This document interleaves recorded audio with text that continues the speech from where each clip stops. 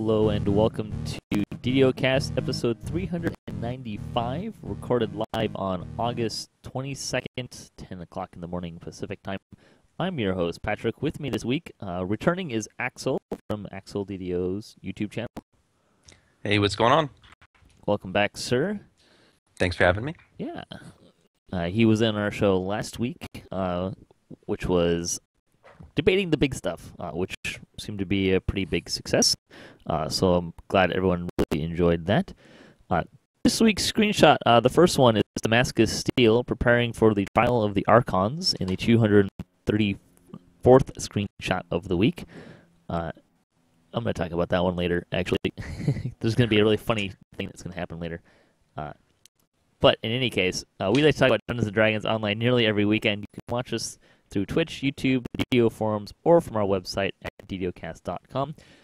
DDOCast is hosted by Cyber Ears, the awesome podcast hosting network. Shows are usually available within a few days of recording. And the next show will probably be next Saturday on August 29th, around this same time, oddly enough. You can stay updated by following us on social media pages, particularly at DDOcast on Twitter. You can also check out our website, DDOcast.com. There's a calendar. You can subscribe to it. You can put it on your phone if you really want to know when all the stuff's going on. And actually, on that note, too, you can do the same for the Twitch stream for DDO, the official DDO stream, if you want to keep an eye on when that stuff's all happening. But that calendar is what I use personally to schedule everything, so it's usually pretty accurate. At least it's the most up-to-date information that I have generally. Yeah, I look at it from time to time because I've been listening to DDOcast for a while. I find it useful.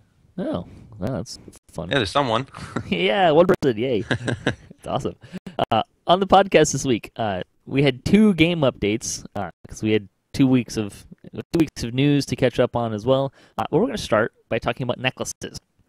So we did a discussion about helms a couple weeks ago, and this one's going to be on necklaces. We're going to kind of go through all the gear slots from time to time. And let's start here. What's kind of your philosophy about the necklace slot? Well, for me, I tend to run melees, and well, Patrick and I, we were talking about this before the show, but I think necklaces, when it comes to melees, they tend to not be quite as important as it is for casters. So me and epics, I tend to use the necklace more as a flex slot, but there's definitely a lot of awesome necklaces leveling up that I make sure I go after. Yeah, it depends on what characters I have, but generally the necklace slot is probably one of my more flexible slots. I don't tend to have a lot of stuff going dedicated to that spot. I switch stuff in and out there a little bit more often. I generally just don't find that the named items are really key parts of the various builds. Right, I feel the same way. There's not a lot of necklaces that say, hey, I have to have you here permanently. It's very flexible, at least for the types of characters I run, which are melees, divines, things like that. Yeah, and even my casters find that to be true. There's a couple items that are really nice, and if I have them, they will generally occupy that slot, but I wouldn't say that there's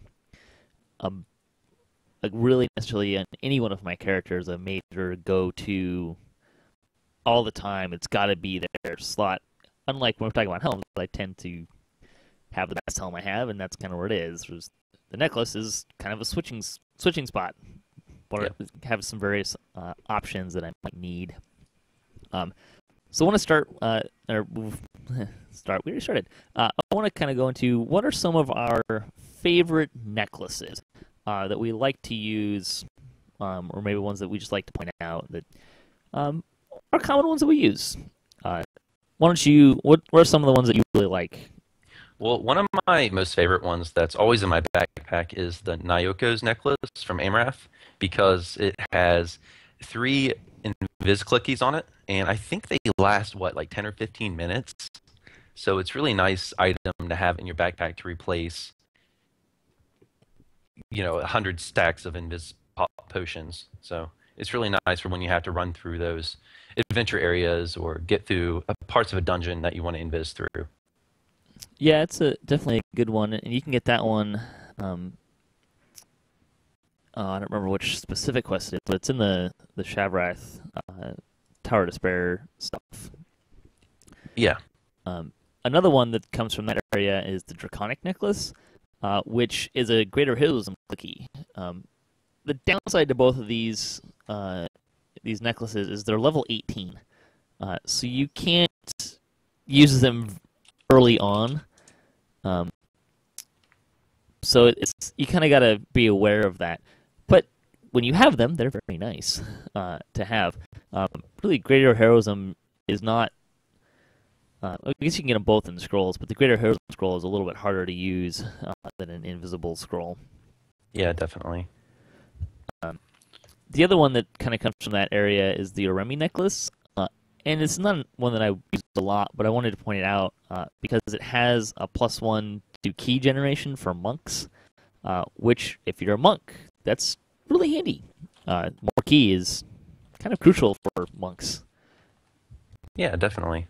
Although I don't run a lot of monks, so I don't know a whole lot about that. But yeah, I know anything key related is great for them to have, obviously. Some other things, some other necklaces. Probably one of, I would say it's probably the one that I use the most often as far as a necklace goes. Would be the Silver Flame necklace. Oh yeah, that one's really nice. Yep. It's what it is. It actually comes in 3 stages. The first stage is not so great. It comes out of the necropolis. The first stage is, I think, just a negative energy absorption, like 1 clicky. The other thing that when you upgrade the second time, it becomes a plus.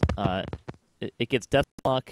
It also gets another couple clicks of energy absorption, and then the third one is 10 charges of energy absorption.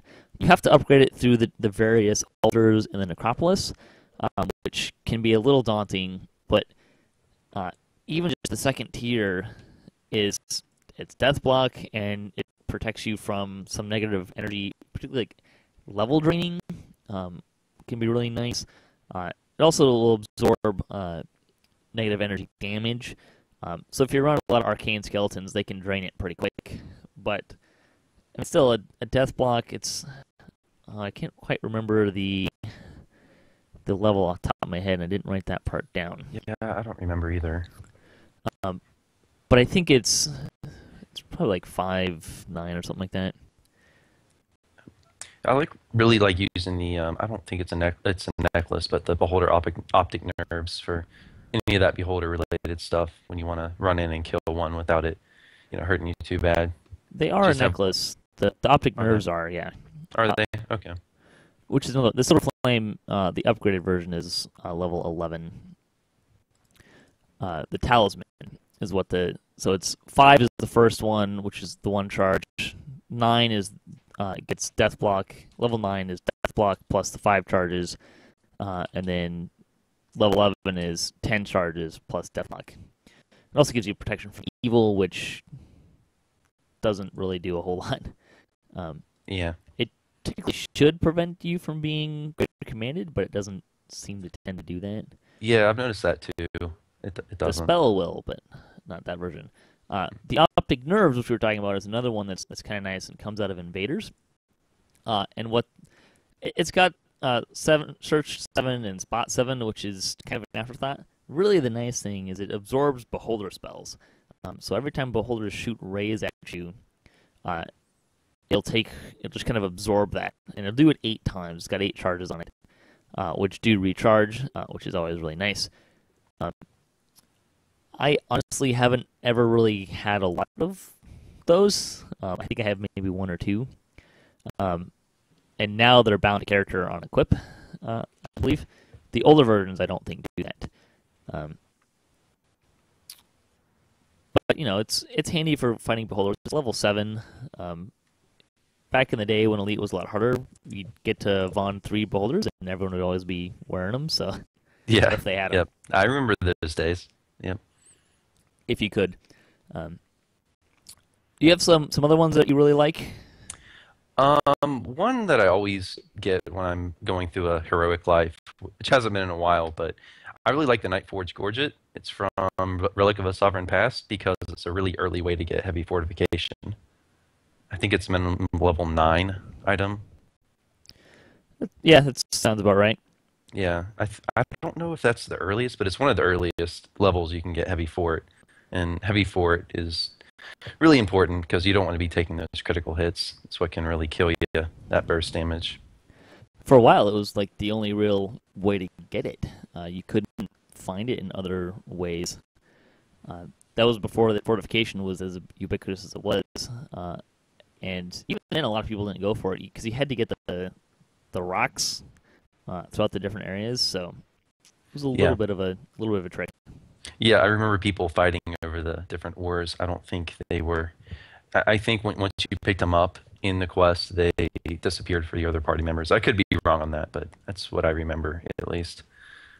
But yeah, yeah, that was a really important item. A lot of people wanted it, and it's still really nice today. Until the Minos Legends kind of came around, then people mostly forgot about it. It was a little bit off the beaten path. So Yeah, that's true. Minos is a higher minimum level, though, right? What is it, 11, like yeah, 11. Oh, is it that low? Okay. it's a little bit higher, but back when those were kind of the two main forms of heavy fortification, it wasn't really a big difference, 2 levels. So you could kind of sneak by level until you got to level 11 between kind of 9 and 10 levels without it. So, so some other ones that I kind of want to point out, the Archivist Necklace, it comes from Korthos. It has 2 minor mnemonic clicks on it, which is a little bit of spell points. It's not a lot. It's not going to give you a whole bunch. But what is probably more useful, particularly for a spellcaster, is if you have this, that will clear Feeble Mind, which, if you're a caster, is really kind of debilitating because it doesn't let you cast spells. Yeah, for sure. So that's one option that you can. I mean, you can drink a potion as well, but these are 2 clickies that are renewable, which is always preferable to not. So you've got that as, and also if you just need a little bit of spell points to maybe toss a resurrection or just one more spell, you can pull that out, and every little bit helps. The other one, kind of in the same vein, is the Twisted Talisman, which comes out of the Last Stand in the Red Fens, and that one also gives you spell points, but this one costs you a little bit of life. Which you can kind of get around in a lot of different ways. Again, sometimes that spell points are really useful. The other thing with the talisman is it has an epic version, so which you have to get a scroll, seal, a shard kind of thing. But yeah, that's hard to do nowadays. It's easier than it used to be. Yeah, in the sense that I think they turned up people don't run it as much, but I think they did adjust the drop rates a little bit over time. they did that for Demon Sands too. I still can't get the shard I want for the spell storing. Yeah, that's not I've always wanted that, but I've long since given up. Yeah, It's just hard to get some of those shards. it can be for sure. So there's different things that you can do to do that as well. Mix is giving a shout out in the chat room for the Necklace of Contemplation, which... Oh, I like that one. Yeah, that one's really nice for low levels. It has plus 10 false life on it. Yep. And it's a really nice place to get that at low levels. It's 10 false life at level 1 is pretty handy because that's probably going to be, I don't know, an extra 20% of health. Depending on how many hits you have. 10 HP is a big deal at those levels. Yep. Along the same line as the other ones that were getting spell points back, the Torque of Rhyme out of the Sands, it's actually one of the raid items, is still a pretty nice item. the key part of it, what it does is when you get hit, you get a chance to get spell points back. There's not, other than green steel, there's not really a lot of ways that do it in that manner. We've got a couple items now that you'll get a couple temporary spell points, which is kind of where they went to. But the torque just fills you back up. And actually, there's a downside to that in that when we were running Lord of the Blades on Epic, before there was different variant, it was just Epic, we'd actually spend like 20 minutes throughout the quest at a couple different points, letting people recharge. Yeah, torquing up. Yeah, I remember doing that. And a lot of times you run in a party and people don't want to wait for you to do that. But yeah, torque's one I put down as well because that SP regen you can't get in a lot of other places, and especially for soloing, it's really nice. If you don't want to burn a lot of SP pots, or if you just don't like buying them from the store, you can get this item in weight. But yeah, oftentimes in the group it's not that useful. Although it can be, I threw it on when I was running Temple of Elemental Evil because there's not a lot of shrines there, and there's a lot of mobs available to hit you. So, but for your longer quests where you don't have a lot of shrines, it's really really nice. Yeah, and that's one item that, and I spent a lot of time farming that out back in the day because I wanted it really badly. Yeah, it adds up over time. I would say that generally speaking, I've got enough spell points that it's not a major concern. But sometimes I'm still wearing it and just kind of let it go and get some spell points back. I'm not really paying close attention to it. And there are builds these days that have a small amount of spell points. There's builds kind of doing casting. Warlocks and druids don't, at least my perception is, they don't have as many spell points as even my wizard does. Part of that's because mine are splashed, but spell points are a little bit more of a premium for those guys. Right, like paladins, it's really nice for them because they run out of spell points for self-healing a lot more often. Yeah, especially if you're going to be tanking and doing a lot of self-healing, that's a great option as well. Yeah, definitely. Let's see, so I have a couple more on my favorites list, and I'm going to kind of put these two together. The Scourge Choker and the Epic Locus of Vol. The Scourge Choker comes from Cursed Crypt. I think it's level 11, thereabouts. The Epic Vol necklace is obviously from Epic Orchard. These two items have kind of a fun little thing on them called Blood Rage. And what that does is it gives you, when you get hit, you get extra strength and constitution for a short period of time. And when it runs out, you get fatigued, and even Warforged will find that happening to them. So that's kind of a little bit of a downside, but there were times when I kind of threw that in. Maybe I was tanking, getting hit a lot. Good opportunities for that. If you're not going to get hit, and you're going to get hit a lot, you can get up to an extra +8 to Constitution and 8 to Strength. If it wears out, then you're slowed by 25% for a little while. But yeah, I pulled that one in the Orchard as well, and I haven't played around with it much because I believe it has the Taint of Evil on it, so you get a negative level if you're good aligned. The Locus of Vol does. The Scourge Choker doesn't. The Locus of Vol also has some nice stuff on it in that it's got Manslayer on it and 40 Vitality and 20 Intimidate. Plus you can give it 2 slots, which is really nice. Mm-hmm. So there's a lot of fun things you can do to add to that. But if you're going to be tanking and you're not, you're not one of those people that's not going to get hit a lot, which is most anybody these days, because of the way that AC works now. It can be a little extra bonus to what you've got going on. I used to use it a lot actually back around the time of Tower of Despair and Vision of Destruction. When I was tanking, I'd often slot that in because as a tank, a Warforged Barbarian tank, I was getting hit a lot. Yeah. So I didn't really have a problem keeping that up. I didn't have if I did get lethargic for a little bit, I didn't generally have a lot of problems with that. But I'd take the extra 8 Constitution. That's extra hit points. I'll take that. And the strength wasn't too shabby either. So. And then the last one I want to throw out there is the Mystic Eidolon necklace. and I'm not going to call this one of my favorites, but a lot of people really like this necklace, so I wanted to mention it. Kind of the big thing that it does do is it spawns shadows, Eidolon shadows. Personally, I kind of don't like that. Generally, particularly if you're raiding, I find that having extra things running around is not necessarily helpful. Extra targets, just summons in general aren't really a great idea. Yeah, it can really mess with the aggro, especially if it's on some kind of tanking situation. Well, it's not just that. It's there's already in a raid 12 players running around. Maybe they've got a dog out. It's just more targets, more things to deal with.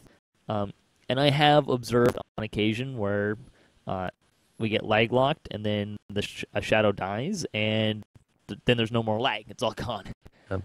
It could definitely be adding to lag. Yep. So, and I've had a little bit of conversations off air with some of the devs, and they didn't necessarily point to that, but they did say that one of the things that's challenging in raids is the number of targets that's going on. There's 12 targets, so adding more targets is not necessarily going to be beneficial for. It's not going to help lag, that's for sure. Oh, definitely not. It may not necessarily contribute to it, but that's kind of been a personal experience that I've seen that, and I've removed people from my raids for not taking the necklace off and still getting shadows. Really? Yeah. Yeah, I've done it. Yeah, that necklace was actually on my list as well, and I don't know if it's a must-have. I mean, it has a lot of nice attributes on it. It has the ghostly, which you can fit in there. It's got death block. It has the insightful, constitution, and dexterity, and I found that people just really like the summon just for fun reasons. It's just kind of cool from a flavor standpoint. I see a lot of people wearing it. It is fun. Just be aware that it may not be the best thing to wear in a raid. Yep. And I am certainly probably the one who started it on Kyber, but there are other people who will ask you to take that necklace off in a raid. So just be aware of that. I'm not sure if that's spread to other servers or anything, but that has been my experience that that can be problematic. So let's talk about. Do you have any more that you kind of want to mention before we go on here? Yeah, I had a couple. What I wear at Cap right now is actually a green steel necklace. I think green steel tends to be a good filler just for any slot that can be flexible, and for me, necklace is very flexible. So I tend to put in a 45 HP item with permablur on it, and it has 2 displacement clickies. Even though it's a minimum level, like 11 item or so, I still think it's really nice to have at Cap. Also, I put down the symbol of the shining sun, which is a really easy to get. It's not a great item by any means, but it's something that's easy to get at minimum level 20 for a new player or a new character. It has +7 wisdom, +2 insightful charisma, +15 concentration, and it's part of that clear accept bonus in Evening Star, so you get -10% soul point costs if you have the whole set on. So it's something that's nice for any new Divine Caster characters when they hit level 20. It's easy to farm. It gives you a +7 to your main stat and some charisma. So I think it's worth mentioning. Yeah, it's definitely a nice little perk. There's 2 other pieces you have to get to get that set, so it can be a little tricky to maybe have that set for very long. Although there are other options to get that -10 spell points. But it is a nice, easy, low epic level necklace for sure. Mm-hmm. I mean, you're getting +7. If you get the necklace and the ring together, you're getting +9 to wisdom and charisma. And a little bit the ring has some healing lore on it as well. So, right, yeah, most all my tunes were those Evening Star sets at level 20. Yeah, just nice, really good, easy to get gear. Exactly, pretty much exactly. There's also kind of in the same vein as the Wizard's Amulet, which is kind of the wizard version. Which again, if you get all 3 pieces together, you can get the 10% spell reduction. But it also has spell focus, protection 6, and greater elemental spell power, which is 100 spell points, and that's the ability from Green Steel. And it only appears on Green Steel in here. I I think maybe the Dragon Touched armor as well. I don't remember if that one's one of the ones that's on there. But it's a pretty rare way to get 100 spell points. And you can just put it on when you shrine or when you're entering a quest, have those spell points, use them for some buffs, and then take the necklace off. So it can be a good little trick there as well.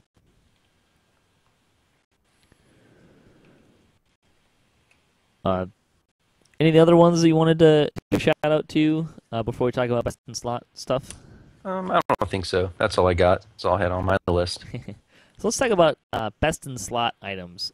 We'll kind of be a little bit build specific, but what are some of the necklaces that are pretty much the best of the best? Well, we kind of mentioned this earlier, but for the characters I like to run, I don't feel like there is really a best in slot necklace for a melee, and I run a melee cleric, and there's not a necklace I think is best in slot for me. I know there are best in slot necklaces for other builds, and I'm not the most familiar with them, but just for me, I don't feel like there's a must-have best in slot necklace for me. There's a lot of flexibility, and I tend to swap in and out different necklaces in this slot. It's not one of the most important gear slots for me personally. And maybe it's just me, but I think that necklaces, when it comes to best in slot must-have ones, they tend to be more caster focused. Yeah, I'd say that I kind of wrote down 4 just to put in here. One is Noxious Embers, which is from Mark of Death. These are all going to be raid items because they're the best in slot. They're going to be the best of the best currently. But the Noxious Embers, it comes out of Mark of Death. It's mostly giving you fire spell power. But the other thing that it does is it gives you spell lore 17, which is a 17% bonus to all your spells for critical hits, which is pretty stinking slick. It also gives you Lesser Maximize. So you can click that and get 5 times, and you get to use Maximize for free for like 6 seconds. Not a big thing. I honestly don't really use it very much, mostly because I just forget to use it. It's a really short duration. Yeah, it's the same way with me with Epic Litany. I never remember to click that thing. Yeah. But 17% equipment bonus to all spells for crits is pretty nice. Definitely. Some other ones that Shroud of Ardent, which also comes out of Mark of Death, and this is, I think, part of the reason why this is as good as it kind of appears to be is there's not really a lot of competition for necklaces, but it does have some nice things, including Sheltering 30, so 30 to PRR and MRR. It's got Smokescreen, which gives you 20% concealment, which is the same as Blur, Immunity to Fear, and Healing Amp plus 60, plus 2 more slots. And those are all pretty nice things for just about anybody to have. Yeah, and you can't fit Healing Amp into a necklace slot very often. How many other items are there that have Healing Amp in the necklace? Usually that affects in the glove I think slot. just that one. Yeah, I think as far as the named item. And it's a pretty large bonus, plus 60. Yeah, it is, definitely. I always fit a plus 60 in my builds, and yeah, a lot of the times I can't wear a pair of gloves I want to wear because I have to dedicate that slot to Healing Amp. So that's actually an item I might think about going after. Yeah, it's one of those items that can be really good for anybody, because who doesn't like being immune to fear and having more Heal Amp and more PRR and MRR and Blur? I mean, unless you have some of it, you might have 1, maybe 2 of those on different spots, but this combines, and it's got 2. It's also got 2 slots that you can put stuff in. It also has an armor bonus plus 8, which is kind of, I think, we're a little irrelevant, because you're probably gonna have at least plus 8s from somewhere else somewhere. So, I mean, if you want to consolidate that too, then that's great. Again, it's still not something that I'm necessarily gonna have on all the time, but it is a nice little item to combine a lot of stuff. I tend to throw a death block augment into it, just from the standpoint that if I don't have death block augment, it kind of shares time with that Silver Flame Talisman, which is kind of funny to say that a level 28 raid item is sharing time in the same slot as a level 11 item. Yeah. But there you go. Well, same with me with green steel. Yeah. I still put my 45 HP item in the slot. So. Some other ones, Dark Diversion, which comes out of Temple of Deathworm, and this is really, this is an assassin item, plain and simple. There's other people that will take it, but it's, what it does is it gives you +4 to assassinations, which is the best you can find on an item, and I think only appears elsewhere on one of the helms in Orchard. And even I think it's the mythic version of that helm, so it can be pretty hard to find. It's also got +20 to move silent and hide, and gives you a -20 to threat generation as well. I'm not sure if that threat generation stacks or not. But it also has 2 slots, a little less varied than you can get with the ones from Mark of Death, but still 2 slots. So that's really nice for assassins. I would say if you're not an assassin, it's probably not going to be very good for you. Yeah, I don't see a lot of use for that unless you're an assassin rogue. It's very, very specific. Yeah, and I've seen a lot of people actually take it with rogues in the group, which is kind of unfortunate. But I mean, it really the only thing that's really on there, and again, it's best in slot because there's not really a lot of other great, awesome necklaces. But +4 assassination, if you're doing assassinations, is fantastic. Did they put an extra +4 assassination item in the new pack? I don't think so. Is that still the only one? Okay. I thought it was just the dark version, and then there's one of the helms. But again, it's the mythic version has the +4, so it's harder to find. Okay. So I know they put some rogue items in the new pack, so I just can't remember exactly if it had assassination on it or not. I have to look. But something that is from the new pack is Resonation, which is from the Defiler of Justice raid. It's got +4 to MRR on a quality bonus, so that stacks with pretty much everything else in the game currently. It's also a +2 quality will save. You can get 15 inherent elemental resistance, so it's 15 to all the resists. Which you can get better versions of that, but it's not an overly common thing either. It's got 2 slots, but the thing that's kind of nice about it is what's called Sounding, which is on harmful spellcast, do an additional 4 to 24 sonic damage. Okay, well that's something. Yeah. Decent. And that damage, my understanding is it does scale with spell power. It's similar to the Lantern Ring from Haunted Halls. Every time you smack something with a spell, you get additional damage, which is pretty sneaky nice. Particularly, I didn't know that scaled with spell power. That's really my nice. understanding. I haven't ever done. Makes it a lot better if that's true. That's what I've been told. Okay. But even if it's not, you're still doing an extra 46 damage with every shot, which does it proc like 3 times on magic missile? Or is it just 1 proc? I think it's each one. Okay, well that would make it a lot better for like a shardy caster. Yeah, both Lantern Ring and that one are both also for warlocks too. Yeah, that's true. Yeah. So there's some options there. So those are kind of the best ones, kind of in my mind. Again, necklace slot is not the bestest slot around.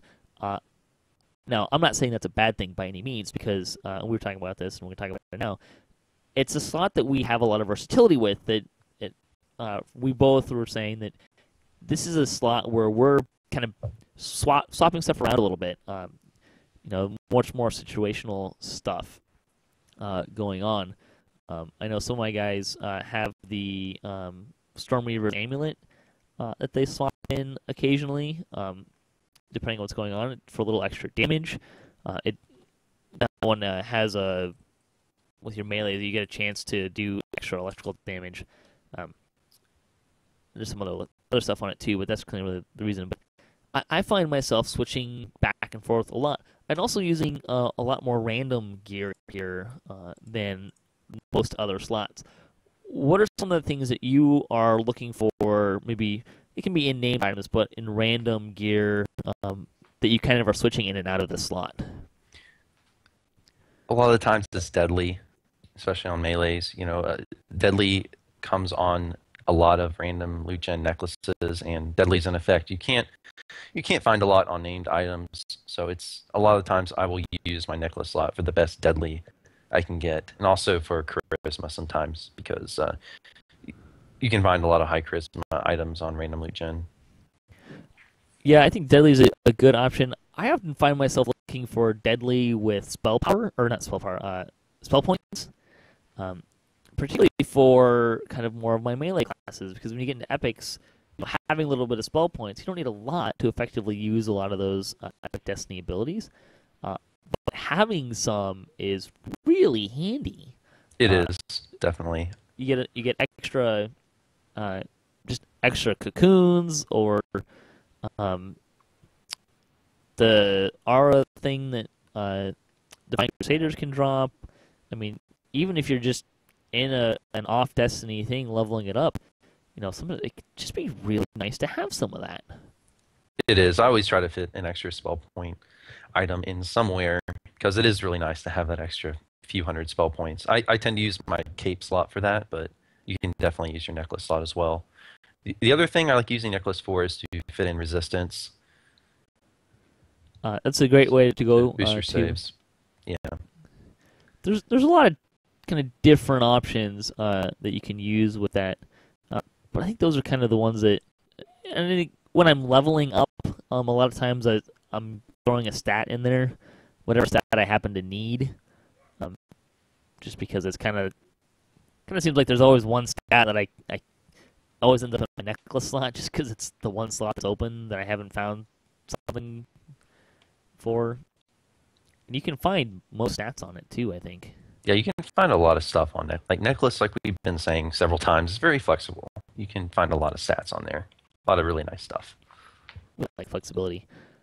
And to answer your question, I was looking through the new gear, and I didn't really see anything for assassination. Okay. There's some roguey flavor stuff, but not any more than I would say than any other stuff, any other kind of build archetypes, generally speaking. But didn't see an assassination specifically. Anything else you want to say on necklaces? I think that's all I got. So if you have a necklace that you really like, leave a comment. We'll probably share it on the show. I like doing that. There's a lot of different options. If you have anything you want to add to the discussion about necklaces, please leave a comment. Start a discussion. We'll usually read that kind of stuff on the show. So the way you can be involved. However, we are going to move on to the news, and that means we get the next splash screen, which is really amusing to me. I said I was going to mention this later, and the reason for that is they're actually very similar. It's a person kneeling down in the foreground with stuff going on behind them, and almost in the exact same spot. It's kind of creepy. But this one is Big. I think it's supposed to be Big Hunter, but it's typed as Big Hunter. Poses in Shadowwrath in the 235th screenshot of the week. It's a nice little shot capturing the feel of Shadowwrath. Yeah, that's a nice, really nice little shot there. Yeah. Very, very creepy looking, with the gargoyle in the background. I think it's actually a horn devil. Oh, is it? Okay. Probably. So let's talk about game news. Update 27, Patch 1. The first of the two patches that came out since we last did news. Some stuff from this. This is not all of the notes, but we'll probably go through most of them. Crafting from the shared bank. Crafting storage is now available, which is pretty nice. They also... have you been using that very much? No, I haven't been using it at all, honestly. I'm not big on crafting. It's the Kenneth crafting stuff. I played with it a little bit, but I tend to get... It's a little too tedious for me. I'm not really big on all the clicking and dragging. The one thing I did do was I made an epic heart from without pulling my heart seeds out of the bank, which was nice. Oh, okay. Oh, neat. The thing I really wanted to apply to, and I don't know if Lahar will do it, or if you have to. I think you have to use the actual altar, which you have to pull stuff out. But I've got some epic crafting I've been putting off, some item upgrades I need to go do. Okay, well that's nice. I'm glad they're working on this because I know there's a lot of people in game who really like Caneth crafting. So anything they can do to make that a little easier and a better experience is good. Yeah. I don't want to sound like it's not a good thing. It's definitely a really cool part of the game that a lot of people are into. Let's see some other stuff. The DDO store fixed an issue that could cause certain bound-to-account items to erroneously become bounty character. There was Oh no! It was usually like the little potion things. Okay, hopefully it wasn't anything too expensive. No, I think it was just the potion-y stuff because the expensive stuff is usually already bound to character anyways. Okay. But it's like the consumable kind of stuff that they can drop. There's some work done on hirelings. Let's see, non-VIPs can now consume fate tomes without first having to speak to the fate spinner, which is kind of nice. I think you may still have to be in a public area though. I'm not positive on that. Generally speaking, if it's tweaking your destiny or anything like that, you may need to be in a public area at least, even if you're a VIP. Yeah, I think that is the case. All lasting potions now persist through death. Also, kind of I nice. thought they already did. I guess I haven't been noticing. Apparently, there's probably one or two that wasn't, which can be problematic. Let's see. They did some work on the Defiler of the Dress. Monsters that spawn in the trap room, where all the spinning blades are, split into two groups, and a small delay has been added, so they don't spawn all at the same time. Teleportation behavior was changed. They made some adjustments to monsters spawning in the Fallen Archon reinforcement areas. They also gave the Abishai's executioners more of a leash to stick closer to the Fallen Archons, which certainly gave the raid a lot better of a feel. I kind of like that change a lot. Pit Fiends and Horn Devils had their detection range lowered. Some other stuff that was adjusted. And they also put a Resurrection Shrine in at the end of the raid, which I know at least one group took advantage of that where they wiped, but had enough dots on the boss to finish her off and use the Resurrection Shrine to kill. Yeah, I'm glad they added that. That's one thing I definitely noticed. I died at the end of one of the runs I was on a few weeks ago, and there was no Red Shrine, and we didn't have anyone that was no divines or anyone that was really looking out to raise people. So I had to sit there for a little while until someone was nice enough to raise me. Yeah. So that was the first. And I would say, based on the in between that patch and the next patch, I would say that there was definitely some beneficial stuff. I didn't find to have too much lag using the method that I was using to run the raid, and I would say that it definitely helped the play and the feel of the actual raid, having to go to the Abishai and then you ended up doing a little more running, so there was less dead time in between, and you couldn't just pull everything to the same spot, which I thought was kind of a little bit of a drag and annoying anyways. So I would say it's definitely good improvements.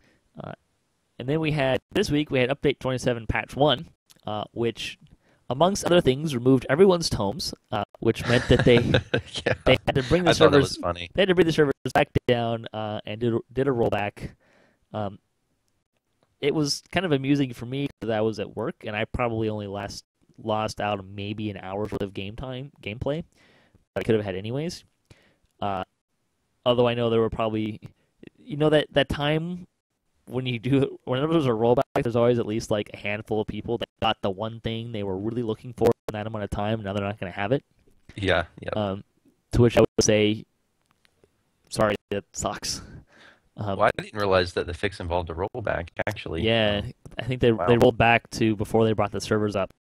Okay. Although I would also say, as a word of caution, just be generally aware that when new stuff, not just DDO, but when new stuff comes out, and DDO gets if you look on the forums, there's a lot of people giving them a bad rap for their QA department or whatever. But if you look throughout other industries, it's just a simple math thing of when something new comes out, and you had maybe 10 to 20 QA people banging on it. Suddenly you have millions of people banging on it, and stuff comes up. It's just kind of the way it works. A lot of the times they can't find some of the bugs and lag issues internally until it hits the live servers, and they say that a lot on the forums that sorry for the lag and stuff, but it's stuff we can't reproduce in house. Sometimes when they put the stuff on the live server, just things happen they can't catch beforehand. Yeah, even like the iPhone had one of the iterations had a problem with if you held it right, you would short circuit the antenna and drop your calls. It's just kind of things that it happens. And the other thing is, But in house, there's like only a handful of devs looking at this. So when it goes to live servers and there's hundreds and hundreds of players playing, they're gonna more easily find stuff than what the devs can. So yeah, and there's fringe case scenarios, and sometimes it can be really helpful if you tell the devs in a good way, and are really helpful in kind of figuring some of that stuff out. But really, all this where I was going with this is just generally, not just in DDO but anywhere, be aware when something new comes out, there may be problems with it, and you may have to start over. So just be aware of that. I think it's prudent to be a little, wary of the server comes back up and you go run the thing you really got to run and you're really trying to get this thing, just be aware that it might cause rollback. That's when we're going to get rollbacks, is when new stuff comes out, really. In any case, actually along those lines, there might be in here in the notes. Okay, so I'll talk about that when we get that part of the notes. So the patch 1 hotfix notes, melee and range power now work properly when they are brought into negative numbers, which is kind of sort of curious. It's one of those notes you're kind of curious. So how are they working properly? Were we getting more of a penalty or less of a penalty? yeah, I was confused there too because I didn't think they were. I don't know of any mobs that give you negative melee power.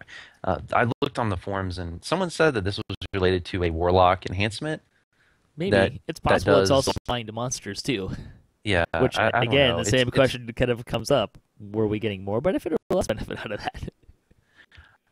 From what I understand, it's more benefit. There's some kind of warlock enhancement that it's probably melee power. related to the next one, which says fix an issue that caused warlock soul eaters stricken soul enhancement to reduce melee range and spell power by far more than described. I think that's the case. Yep. Inhuman nature from soul eater also now increases consume and stricken damage by the proper amount. They fixed the companion defenders, things that wouldn't attack anything. They're apparently on strike for that. And then they fixed an issue that could cause characters to get multiple copies of certain effects, causing lag when that character was examined. And I actually had a fairly realized experience of this. There's a guy that we were running with occasionally, particularly in Untitled Chapter, and every time he would go into tree form, and this was like totally predictable. He'd like, okay, I'm going to tree form, 3, 2, 1, lag, and it would lock everything up. Public areas, in the raid, anywhere. We gave him a lot of crap for it. He was not having a good day. He took it pretty well, but it was kind of funny. And he posted it on the forums and gave him some information, which ended up, according to the devs, trimmed about multiple days off of trying to find that particular issue, which is where that came in. But it was pretty funny. We had no problems in 2 runs. He came in, and as soon as he went tree form, the whole instance went to hell in a handbasket. I've heard a lot of people complain the same thing with the what is it, the Divine 2 Crusader Aura, whatever, I can't remember the name of it, but I've heard that can cause quite a bit of lag because it's a debuff on enemies that continues to stack. I'm wondering if that's related to the same issue. Possibly. Other things that happened in Demon Assault, they kind of worked a little bit on the boss area, so the boss will no longer teleport, specifically behind walls, and he will no longer knock players out of the area, and people will not be able to get stuck between the gate and the teleport portal near the end boss, all of which were problems. The other thing they did was they worked on the Trial of Archon, or the Defiler Just raid again. Abishai Executioners now have a much smaller enemy detection area, which is good. If you're going to leash them, they should not be able to see somebody all the way across the map before they see the person right in front of them. That was a bit of an annoyance. Yeah. The other thing they did is they changed the layout of the area, the main area, a lot. And frankly, I hated it. What they did was they added walls, which really, really impede sightlines. So you can't really just stand in the middle and look to the various areas. And a big portion of the raid that raid part is identifying where you have to go, and it's not too bad for figuring out where the Archons are dropping, but when an Archon drops in the center, the Executioners can spawn in more places around that center platform area, which means they end up kind of tucked around the walls, which is really, really annoying. It's a lot harder to find them and figure out where they're going. And also, aesthetically, it just doesn't look anywhere near as good. I know Shavarath is not exactly a, quote, pretty area. It doesn't have that kind of a design, and that's an intentional thing, and that's totally fine. But even within the aesthetics of Shavarath Fortress kind of things, it really just doesn't look that... It feels more claustrophobic. I didn't really like how it looked at all. I haven't run the raid since they've made that change, but I'm looking forward to checking that out. I also had a lot more lag. We only ran it the one time last night, but we had a lot more lag using the same strategy we've had in the past. So I'm wondering if that's related to like monster AI, line of sight, something like that. Probably. I think a big problem with Defiler of the Just and just kind of in raid areas in general is when mobs spawn, then try and find out what they're going to do. I think that's where we're getting a lot of the lag. That's my personal thought, which is part of the reason why I was using the strategy I use in Defiler of the Just. But hopefully they'll keep working at it and it will go back to continue improving it. There were people that I saw that said that it was greatly improved. It was a small sample size. I only did like 4 or 5 runs, but I did not find that it was improved. I actually found that it was much, much worse. Yeah, it's going to vary. There's a lot of factors adding to the lag. One person might experience 5 lag wipes in a row, and someone else might not see any lag. It depends on a lot of factors: size of party, what we were talking about earlier, possibly some effects on items, just a lot of things. I know me personally, I've kind of been waiting for them to fix the lag. I ran it a lot the first few days after it came out and was lag wiping a lot. So I kind of put it on hold a little bit. I was just kind of saying to myself, hey, I'll give them some time to fix it, and when it's fixed, I'll give it a shot again. But I'll have to try it out this weekend, see if it's any better for me. I would say definitely some of the changes they've made make the raid play better and it's more enjoyable. Having the executioner leash and that kind of stuff, it makes that part of the raid much more interesting and fun and strategic. Because you have to run different places, you can't just pull everything in the same spot. But definitely the lag is continuing to be a problem, and hopefully get it fixed. Not just for that, but for other raids too, and just anywhere in general.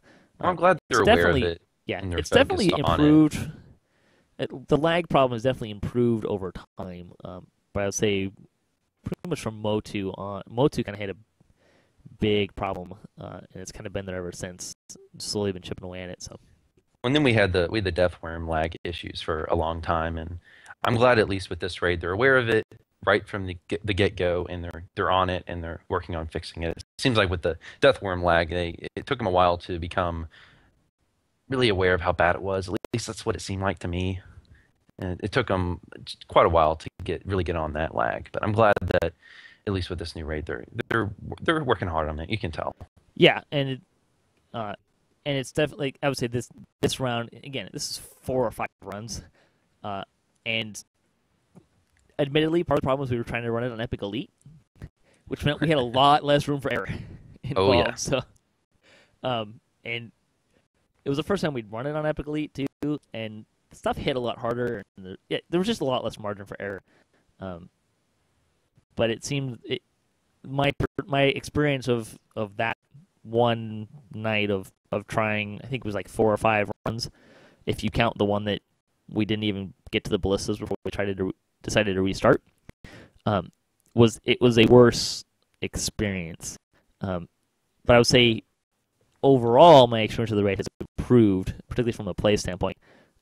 I'm still hoping they take those walls out though. Or at least give me an extra 15 seconds to go find the executioners that are hiding in the wall niches now. It's a lot harder to find things. So, in any case, there's the release notes for those two. We'll link them to the show notes if you want to check out the other stuff. That was more thorough than I'm used to doing for those release notes. But other fun stuff. regarding Edvard's Tentacles, which is a Warlock spell. Steelstar wrote that they do base many things on 3.5 as well as other pen and paper editions. Some things inevitably get interpreted differently when building a digital MMORPG, especially one with 10 years of history like DDO. In this case, the artist decided it looked better with Mist instead of having the tentacles simply come out of nowhere. In pen and paper campaigns, it's not uncommon for a DM to interpret something differently from the book for the purpose of their campaign. This was kind of in response to some complaints about what it looks like, or at least what their interpretation of it looks like. But they don't have any plans to change the art. As for having it in the Wizard or Sorcerer spell list, they do understand that those classes get it in most editions of pen and paper. They do not have immediate plans to add to their spell books, but they do understand that many Sorcerer and Wizard players have been wanting new and better spells lately. And there have been discussions on that subject. I don't mind that it's not in those spell lists personally. Yeah, I think it's fine to have spells that are exclusive to one class. I don't know what it's like in pen and paper, but it's fine with me. I don't think every arcane class should have the same spells as another arcane class. The misty part of the tentacles does make it a little hard to see, but it's not like it used to be with, say, Cloud Kill and stuff like that, where you just couldn't see anything. But I generally like their interpretation of spells and other things in the game, personally.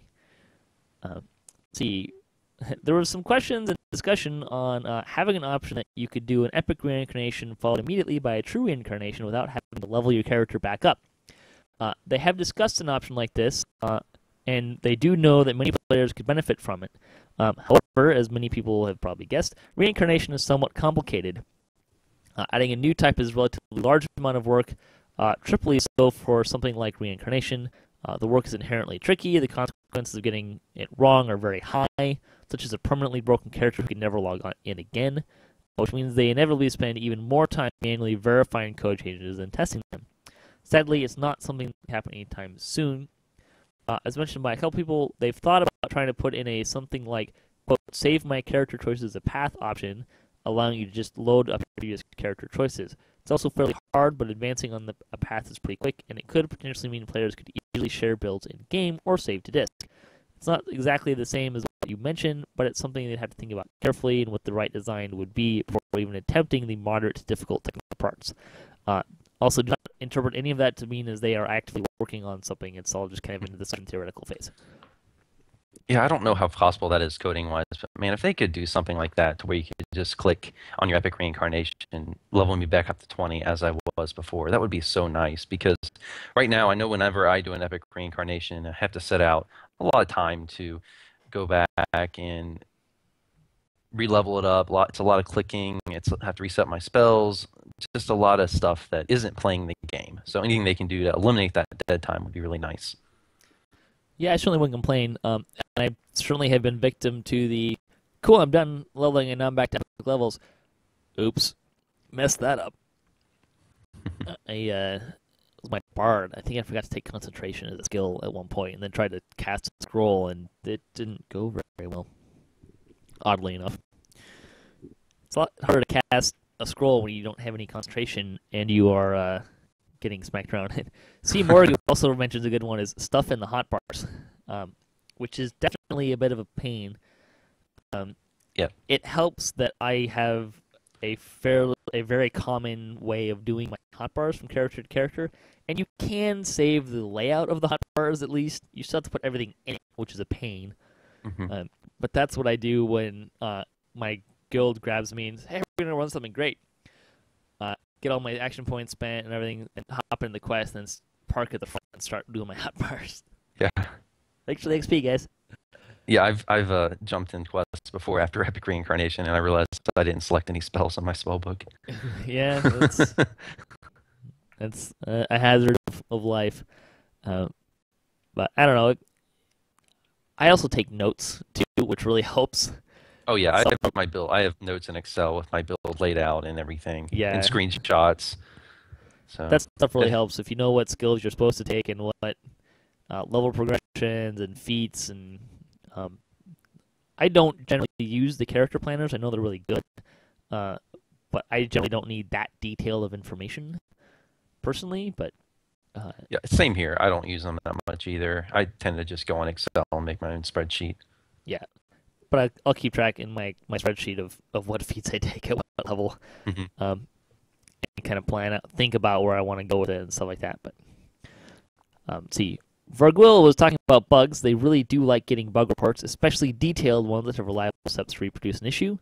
Case in point, my friend who was having problems in Treeform, they know there's been some problems in the past with reporting bugs, and the in-game reporter still acts up for some players. The web form is very reliable as far as they know. Last year, they asked the council members to submit many bugs and tell us on the forums, so they could see if they all came to them. There are times when they're sad about the lack of bugs reported. It's not uncommon that Lemania is up for 1 to 2 weekends, and they receive less than 1 Lemania bug per day, which would imply they're virtually bug-free. But they don't really believe that. They do try to keep up with reports done through the forum posts, but official bugs with simple and reliable reproduction steps are rather rare for us to actually receive, and undoubtedly the best way to make sure the bug officially enters the system. I see that a lot. People go on the forums and start complaining about bugs, but guys, the best way to let the developers know about the bugs is to send those bug reports. So next time you want to make an angry post in the forums about a bug, go ahead and send them a bug report first. I'm hoping one of these days to talk to the QA team and doing an Ask the Devs on QA. I think that'd be kind of fun. Yeah, that would be neat. If you want that, please send them flowers and nice stuff about how you'd love to hear that on DDOCast. Let's see. Speaking of bugs, there's a reason why I put that one last. Some bugs that are going on. If you do not have an ingredient in your shared bank crafting storage when you first open a broader UI, and then put the ingredients in your shared bank, and then return to the broader UI, the crafting ingredients will not populate into the UI until you log out and then back in. It only happens the first time you add an ingredient to the shared bank crafting storage. Basically, if you don't have anything in the crafting storage, you try and open it, or you try and open a broader UI, and then later you put some stuff into the shared bank and then open another broader UI, it won't think there's anything in there. So basically, you need to have something in there when you log in for it to know how to do that, I guess. Okay. I haven't experienced that myself, but okay. Yeah, I've got so much stuff in there, it's Yeah. never going to be a problem. See, the issue where there's an issue where the NPC for Dead Predators provided the text "Repeat Cobalt Assault" when trying to reacquire the quest. Ultimately, it's a text error with little gameplay impact, so it's a moderately low priority bug. But yes, it has been bugged, and it will be fixed when the time comes. We had some fun with that on DDOCast Splat a few weeks ago. Also, the Rift Maker, the Epic Rift Maker, I believe, is not doing force damage correctly. So there you go. Some of the fun stuff. We had a new bonus days this week. And if you have not tried it, it's pretty slick. Calling it the Buddy Weekend. This weekend, DDO bonus days brings you a bonus to your questing XP when you fill up your party. Each person above 1, so other than yourself, adds an extra 10% to your dungeon experience. This does not include raids. And there's more exclusions coming. So that means, depending on the size of your party, you could get up to 50% more quest XP. Yeehaw! Wow, I did not realize it was that much. I thought it was only like 3% or so more per party member. I didn't realize it was 10. Wow, that's a lot. We had a lot of problem filling to File of the Just last night. Maybe because we were doing Epic Elite, maybe because people were scared of the lag, but I think mostly because of this. Yeah, I think it might. Yeah, that might be more lag related than anything. I've seen at least No, something because like there were several people that earlier in the week were like, "Oh yeah, sweet, Epic Elite," and we got there and like, "I'm not up to level. I'm reincarnating." So we kind of decided we were going to do it before this got announced. So we still gave it a shot. But if you're trying to get through an epic life or heroic life and throw up an LFM, 50%, that's a ton. So some details. This bonus stacks with all other XP bonuses and potions. The bonus is also dynamic, so as other people enter and leave the party, the amount will adjust in real time based on how many people are in the party as you're playing the dungeon. So you need to have those people in there for completion, not just in your party. They have to be in the quest for completion. Note that this only applies to dungeon XP. It does not apply in the following types of content: raids, adventure areas, optional quest objectives, challenges. Additionally, hirelings, summons, and class pets and hireling defenders do not count towards the party size for this event. They need to be real people, or controlled by real people, even if they're dual boxing. Yeah, I think if you could just fill your party up with hirelings to get the bonus, that would defeat the whole purpose of this promotion. I don't know. It might help their bottom line with hireling purchases from the store. Yeah, well, you just buy them for plat, I guess. Yeah. Well, you can only have one of those. Oh, yeah, that's true. Okay, yeah. There you go. Have fun. 50% XP. I am very happy that I just reincarnated. It was good timing. Actually, I cruised him up pretty good as well. And at the same time, I realized I didn't eat my my epic Tome of Learning until level 24. Oh, Oops. no. Yeah, right.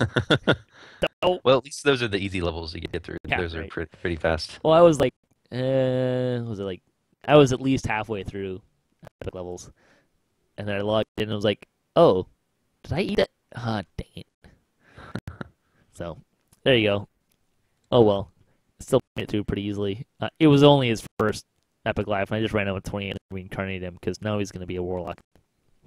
Or at least something resembling a warlock with some swashbuckling defender stance in him. Anyways, store news. You can still get Autos boxes. They are on sale because of the extended downtime. It has been extended through August 25th. The store sales for the week. You can get 25% off of monster manuals, Slayer count boosts, creature companions, and accessories, and 25% off of companion name changes. You can also get for free 5 airship beacons with the code BCN881 per account, which I think is the first time they've put those on a freebie. Yeah, I don't remember them being on there before either. That might be the first and time. I can only say that because I've never actually used airship beacons, because I don't really feel like I need to buy them. Yeah, I haven't either. So I will certainly get the free ones, though. See, the 154th Chronicle.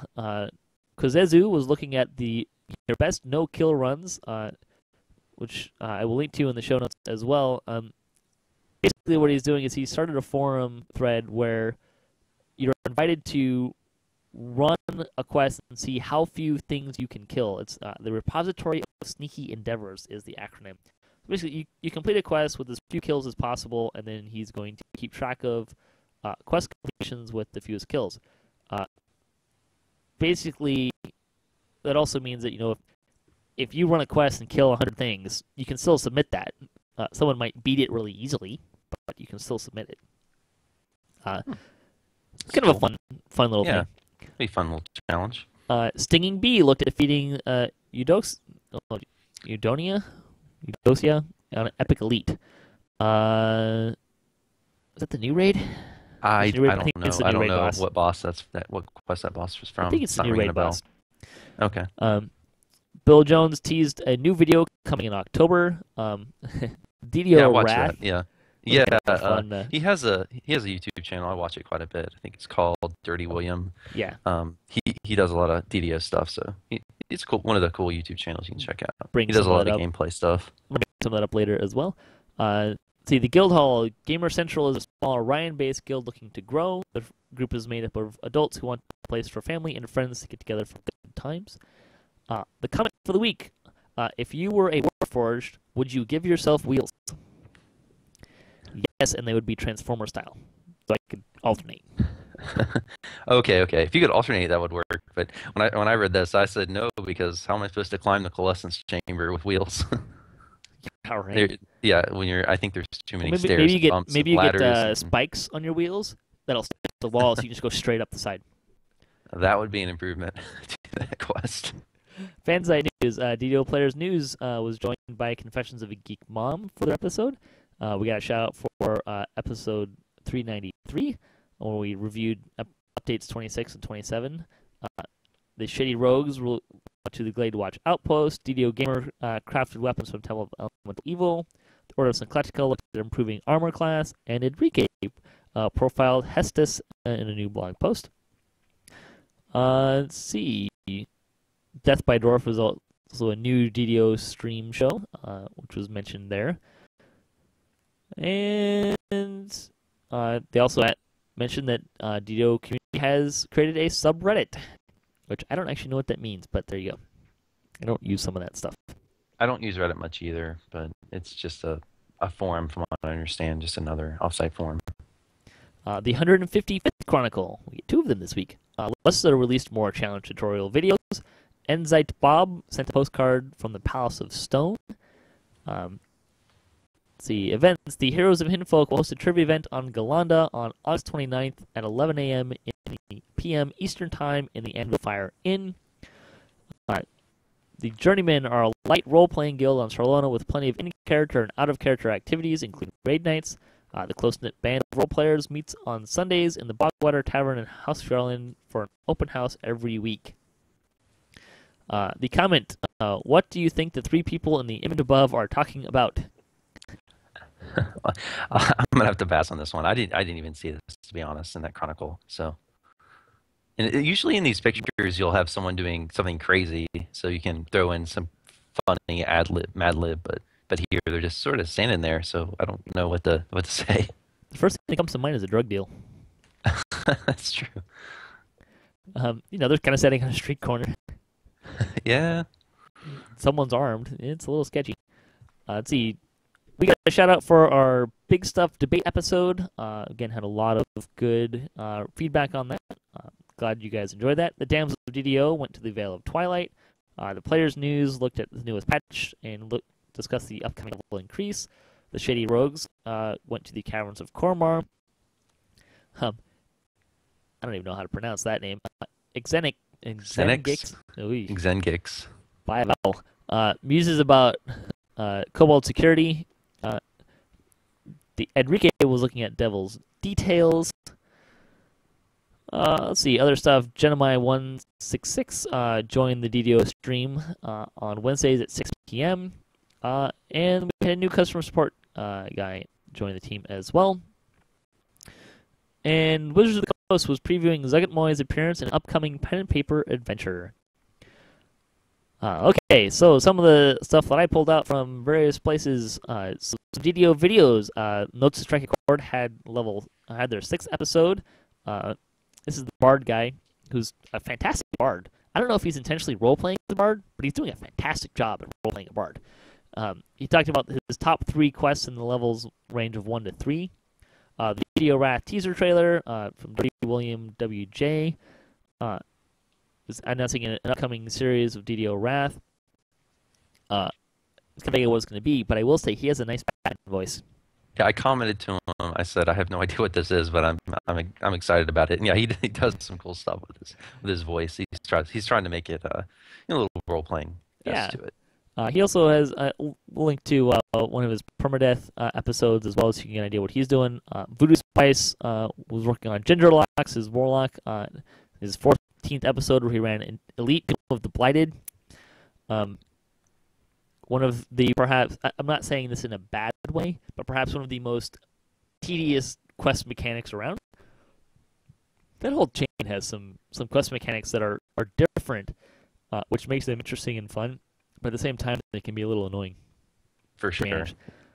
User had a State of the Healer video, which we'll link to, which was kind of a fun one. You also had a second one, which kind of jumped off of that. It was me talking about where healers are right now. Well, the first video was where healers are right now, how to approach playing one, both from a strategy and mindset standpoint. And then in the second one, I talked more about that, but more towards other support roles like buffing and tanking, things like that. So, yeah, it's a lot of me just getting a mic and just going. Get things off your chest. A little ranty. My videos have been a little ranty lately. I need to throw some positive videos on there so people don't think I'm upset with the game or anything. Let's see. DDO Gamer had a post about his 3 years of bug reports, and Jerry was kind enough to look up his bug reports and tell him how they got resolved, which is kind of an interesting little insight into how that works. He also had a named weapons graph, fun little post where he looked. Someone created a spreadsheet which basically had all the named stuff in the game, which was impressive in and of itself. And Jeff, being Jeff, decided this was an excellent opportunity to start doing some graphs and broke down all of the weapons by type and then did a bar graph. And oddly enough, daggers and quarterstaffs are like the most common weapons around. Yeah, I saw that. Those are some really cool graphs. Yeah, doing some good work. Kind of fun. Geek Mom went to Red Willow with her geek daughter. and family. So if you want to read about their adventures there, I'll link to that. Bambi the Insane had some notes on kobolds, which is kind of, this is the guy's name I couldn't pronounce. I like Bambi the Insane a lot better. Jerry, when you use that person's forum name, insert Bambi the Insane instead. Much easier to say. Let's see. Damsels of GDO had their 22nd episode. There was the 89th episode of Cocktail Hour, and Players News had episodes 45 and 46. And again, the repository of Sneaking Endeavors. We'll link to that. And there was also a forum thread on different DDO bonus types. Basically, a comprehensive list of the different bonus types in game. So this for stacking purposes. Different bonuses stack. Some bonuses, for the same bonus, they don't. Convenient now that that's true of, I think, everything. Didn't used to be true of everything, but now it is. Other stuff going on. DDOCast is still going. Catch us on Tuesdays at 5 o'clock p.m. Pacific time. That's probably going to be a fairly more consistent time frame going forward. Other stuff going on. PAX Prime is next weekend. If you're going, have fun. Send me pictures, maybe. I can post some pictures of fun things going on. Also, if you're going to PAX Prime, or if you're just in the Seattle area, we will be having a Gather for Buffs on Friday, August 28th at 9 p.m. at the Rock Bottom Brewery. It's really close to the convention center. It's just a couple blocks away. We were there last year. You don't have to be attending PAX to be there. You just have to... Really, the only thing that would be really helpful is if you're actually in the Seattle area. Yeah, that might help a little bit in terms of getting there. Yeah, it's... I mean, if you want to fly in from Japan or something, we'd love to have you. I'll buy you a beer if you're commuting from out of state just for that. But I don't expect anyone to take me up on that offer. Yeah, that's one of the things I'd love to go to. But no, I live on the East Coast, so not Yeah, gonna you get to go to PAX East. Yeah. But I've heard from some folks that are planning on attending, so should have at least a couple. I think last year we had 10 or 12 people. It was a fun little time. We just kind of had some appetizers. People had beers. We just kind of talked. I gave away some prizes. So it was good times. So if you're in the area, stop by, join us, meet some DDO players. It'll be a lot of fun. Let's see. Lightning Post. Let's see. Enrique wrote in regarding the last two episodes. He wanted to provide some more thoughts on the quest for Update 27. Prior to its release, he read a number of forum posts and listened to a number of people say that it was pretty easy. He expected the quest to be a cakewalk as a result of that, especially on heroic settings, and he was quite surprised to find that it wasn't quite the case. He ran all three of the flagging quests first time 2 weekends ago, and he has to say that they struggled to get through the Archon's trials and had a tough time with the other two on heroic elite. So I think that's good. Challenge is good. I haven't run them heroic yet. I haven't either. Just epic. He did say that the end fight was quite brutal, especially trying to get past the champion's damage reduction. No kidding. Coming from their perspective, they didn't find them to be quite so much of a pushover, although they weren't running with top elite gear. He also commented on the debate episode. He said it was very interesting to listen to from somebody who hasn't run a lot of epic content, relatively speaking. He's hoping that the level cap for 30 won't require a huge amount of increased experience. I don't know if anyone's hoping for something different than that, to be honest. Yeah, I don't think anyone wants to see tons of experience. I hope they don't add so much because, well, just one, there's already enough grind, I think, with epic reincarnations, and two, they just aren't going to have a lot of content in that little range, at least not yet. So it's going to be a little weird if they require all of this XP when there's not a lot of stuff to run in that level range. If you really want to hear our thoughts on that, though, go listen to the last episode. Yeah, we did talk about that quite a bit. As for champs, he liked them. He was worried about them when they were first released, but they haven't hampered his gameplay at all.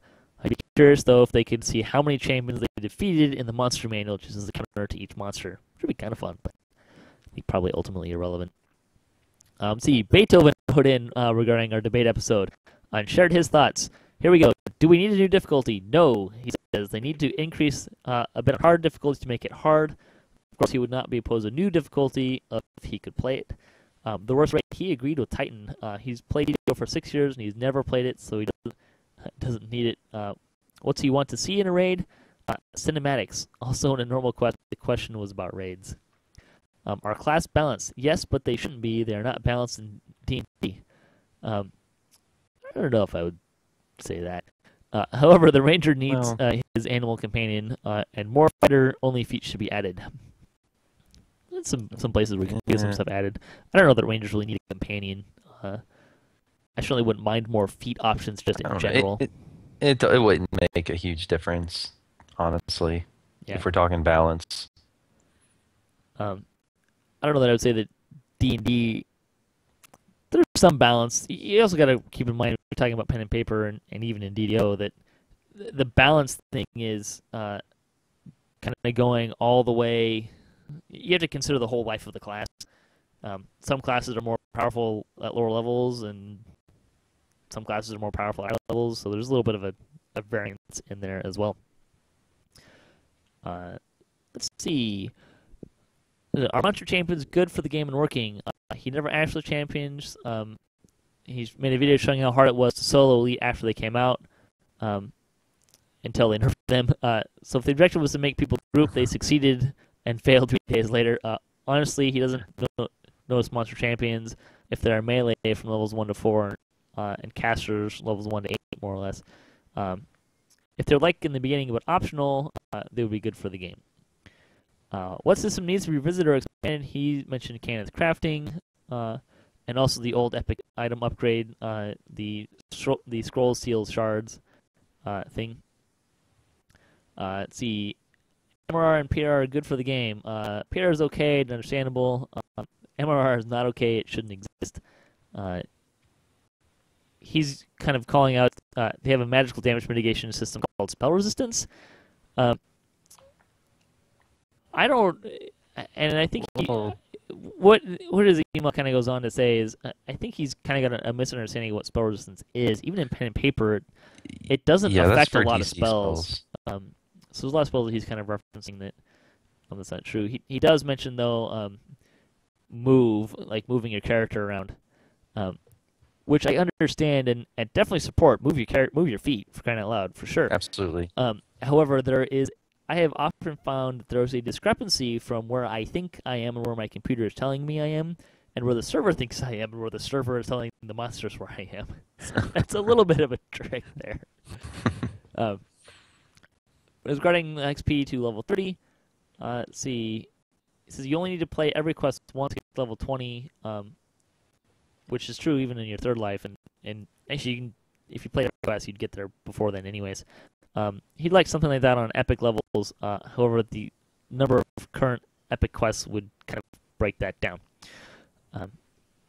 which is a fair theory. And let's see. He didn't really have much to say about the movie question, but he did agree with me that the wizard must die. Mostly so they have teleport to escape. There you go. Kirkos said that some effort to combine all the crafting systems would be quite welcome, even if there was a transmutationist and a 12 that could offer a 10-to-1 exchange from one system to another, or a master crafting item that is 20-to-1 for random items. He also said, relating to level 30 XP, it would be nice if you could perform an epic TR once you have 6 million XP instead of cap. Or stick up an epic reincarnation when you have 6 million karma XP. The only thing I would say against that is if that was true, I could do 4 reincarnations back to back. Yeah, there'd be problems with that. I don't know if I agree with him there. The survey question from Dragon Story, Axel, what is the least and most favorite quests for you and why? The least and most favorite? My least favorite is probably Calliston's Chamber because of all the. I just think it's a little tedious with the climbing. My most favorite? Oh man, I don't know. I actually really like Spies in the House. I like the Mario stuff. I know a lot of people don't like it, but I like that quest a lot because it's different. It's more jumping based and Mario based. It lets you play DDO in a little bit of a different way. I think it's really funny that you picked 2 quests that have a lot of similarities in the going that's true. up. Well, Yeah, the thing with Spies in the House, that what it does well that Colossus Chamber doesn't is it's straightforward with the Mario stuff, but Colossus Chamber, there's a lot of issues. It's really the issues with the layout where you get pushed off the ledge. That's the reason why I really don't like that one. But I think the climbing in Spies in the House is varied and different enough to make it make it different than Colossus Chamber. Yeah, I agree. I think it's just a better working version of Colossus Chamber, basically. That's a fair assessment. See, my favorite quest, it's hard to narrow it down to just one, but I kind of have to go to the pit as my fallback. Not necessarily just, I like the quest in general, but also just my experience. It's probably the one quest in the entire game that I really learned myself and taught myself how to do it more so than I didn't have anyone give me any kind of tips or show me anything about the quest. The only thing I knew going in was people hated the quest. And I figured it out all on my own. It was a lot of fun and a really great experience doing that. Which is more about my experience than the actual quest design. I still really like the quest. And I recognize that a lot of people don't. But so I think that would probably be my favorite quest. Least favorite would probably be Faithful Departed, if I had to pick just one. That one's just tough to organize. People keep killing the mummies. It's tough to organize, and the life changes of the game make it really difficult to actually complete the quest without failing. Yeah. And it's the way that stuff gets aggroed in there too early is kind of a problem. So that's kind of where I would go. So with that, do you have anything you want to add to the show here? I don't think so. Awesome. Why don't you tell people where they can check out your YouTube channel and stuff? What's going on? Yeah, you can check me out you can check the official fan site page on DDO.com and find the link to my channel, or you can just go to YouTube and type in Axel's DDO channel. I do a lot of monologues, a lot of talking about other just various DDO topics, and I also cover news. And I have some gameplay on there. You can watch me solo some raids or epic league quests. You can watch me play some new content. So I do a variety of things. You can also I've got one of his playlists linked on the DDO YouTube page as well, or the DDOCast YouTube page as well. There's another way you can find that. So thanks everyone for listening to the show, particularly the folks in the chat room. It's always kind of fun to see some names pop up and say hi in the chat room. Thanks to Axel for joining me today, and thanks also to the other cast contributors, and thanks to Turbine as Wizards of the Coast as well. And thanks to Cybers for hosting the podcast. Something I didn't mention earlier, but I'm going to mention it now. The 400th episode is coming up. There will be some details on how folks can participate on that. But the short version is, if you have a favorite moment of listening to DDOcast or a soundbite that you really just really sticks out in your brain about being kind of a fun, iconic moment of DDOcast, leave a comment, send me an email, point me in that kind of direction, or you just want to share a DDOcast moment. The 400th episode is going to be kind of a reminiscing episode about 400 episodes of DDOcast, which is a pretty impressive number, really. Yeah, so, that's awesome. Good job. Yeah, it wasn't all me. Yeah. Well, I've been listening since Stig and Ann were doing it, but yeah, it's really cool that this podcast has been going for so long and has been so consistent for so long. Yeah, but if you have a moment you'd like to share or something that's really iconically DDOcast or just some thoughts about us getting to 400, please share them in the comments. Starting to put together that episode is going to be kind of a fun, specialty episode thing going on. So more details will follow, and I'll put stuff in various in social media posts and stuff like that of some places you can do that as well. But in any case, you can hit us up at DDOcast.com for show notes, our calendar, previous shows, swag, and other fun stuff. If you're new to DDOcast, feel free to peruse through those other shows. There's a lot of great ones. If you want to be a part of the show, you can leave a comment. If you have a comment on this episode, if you have a question you'd like us to ask, if there's a topic you'd like us to talk about or debate, you just want to say hi, leave a comment. Send us an email at ddocast@gmail.com. Respond to a social media post or something. I'll be honest, I read almost every comment we get. So I always like having more comments. I do reserve the right to paraphrase those comments. Closing tip for the week: don't hit Alt F4 when someone says it clears up lag or does anything else. Someone tells you to hit Alt F4 for something other than closing out the game. Don't hit Alt F4. Although it's kind of a fun hazing thing. So with that, until next time, all your attack rolls be crits, all your chest level appropriate. Have fun, and don't forget to check out the new update and fun stuff there, and get some loot, and check out Axel's page. Thanks for listening.